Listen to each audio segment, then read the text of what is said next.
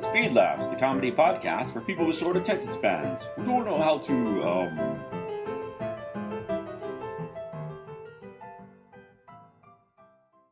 And then he was killed. I've got 2 murders on my hands here, and I don't have anything to go on. What should I do, Ed? Give me a bite of that sandwich. This is no time for sandwiches, Ed.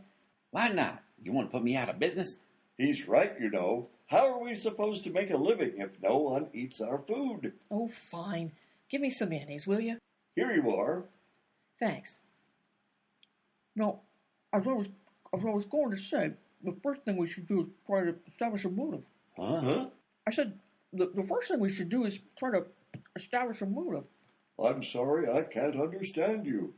I said, the first thing we should do is get you guys a new job. That was like eating a wet sponge. It was a wet sponge. I was using that sandwich to clean the wall of the bathroom, and the sponge fell off the top shelf into the sandwich, you see? What? Well, why didn't you tell me that before I ate it? Well, you didn't ask me. I've heard that somewhere before. Besides, why were you using a sandwich to clean the bathroom? Why didn't you just use the sponge? Well, why should I use a sponge when I have a perfectly good sandwich to clean it with? Touché. Anyway, we need to figure out what the motive was for these murders. Why would someone kill Lord Stitchington? And why would someone else kill the guy who killed Lord Stitchington? That could be one of the usual motives. Money, jealousy, revenge. Or maybe it's something we've overlooked. Remember the Gail Preston murder a few years ago? Okay, granted, I didn't solve that one, but my dentist knows the guy who did, and he said that he told him that there was a very good reason why Hey, Rose, I don't know what you're talking about. The Gail Preston murder. You remember? You were with me on that case. No, I mean about this sandwich. It don't taste like a wet sponge. Tastes more like an old umbrella to me. How do you know what an old umbrella tastes like? Well, it's a very unpleasant story, Silas. You see, one time I was Can you guys stop talking about sandwiches for 5 seconds, please? Oh, all right.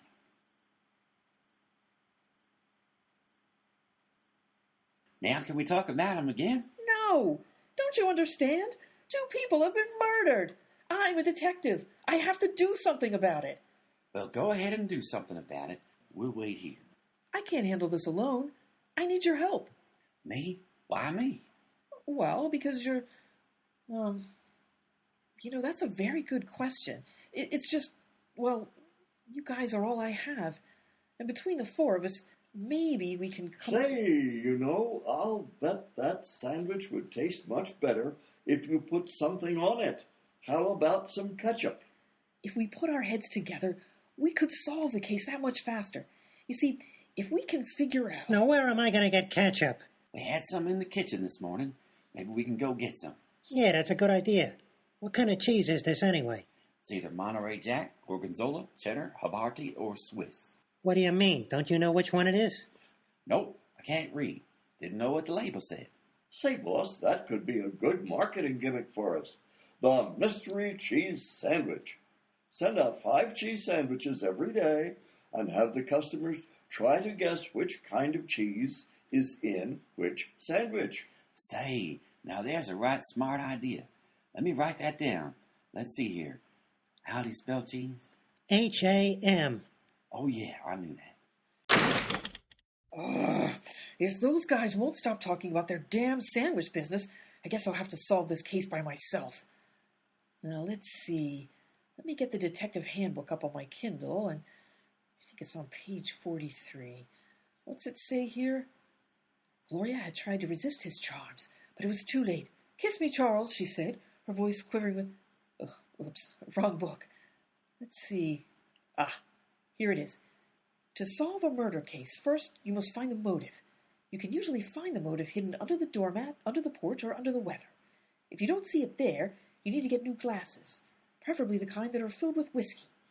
If you don't like whiskey, you can drink beer. This is the customary drink at Irish funerals, as they usually put the coffin on a beer, too. Wait, what is this? Alfred E. Newman's Guide to Crime Solving? How did that get in here? Her voice quivering with emotion. She had always dreamed of meeting a man like Charles someday, and now... I beg your pardon, Miss Maroney. I believe I could help you solve those murders. What? Who said that? Over here. Who are you? I'm the man who's going to help you solve those murders. Yes, I gathered that.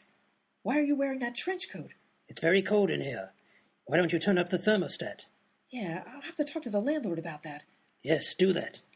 Now then, if you could spare me a few moments of your time, Miss Maroney, I believe I could give you some valuable assistance.